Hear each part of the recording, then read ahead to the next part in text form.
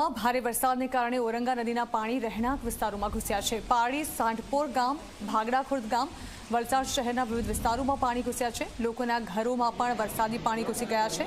વહીવટી તંત્રએ નીચાણવાળા વિસ્તારમાં એલર્ટ આપ્યું છે।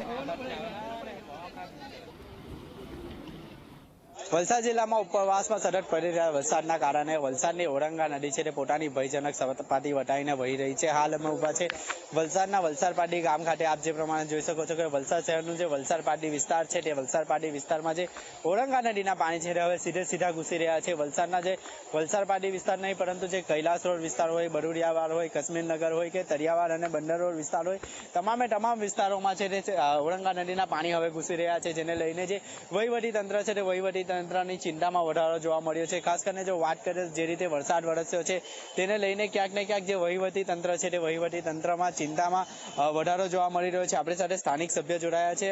જી, કઈ રીતની પરિસ્થિતિ અને નગરપાલિકા દ્વારા કઈ રીતની કામગીરી કરવામાં આવી રહી છે? વલસાડમાં ઉપરવાસના વરસાદના કારણે આ તારાજી સર્જાતી હોય છે। વલસાડ નગરપાલિકાની ટીમ સવારથી જ 5 વાગ્યાથી આ બરુડિયાવાડ, કાશ્મીરનગરના વ્યક્તિઓને રેસ્ક્યુ કરવામાં લાગી છે। અમે 100 થી 200 માણસોને રેસ્ક્યુ કરી ચૂક્યા છે। હાલમાં આપણે તમે જોઈ રહ્યા છો પાછળ પાણીનો વેણ એકદમ સ્પીડમાં વધી રહ્યો છે, એટલે બરુડિયાવાડના જે થોડા ઘણા વ્યક્તિ બાકીઓ છે એમને પણ રેસ્ક્યુ કરી રહ્યા છે।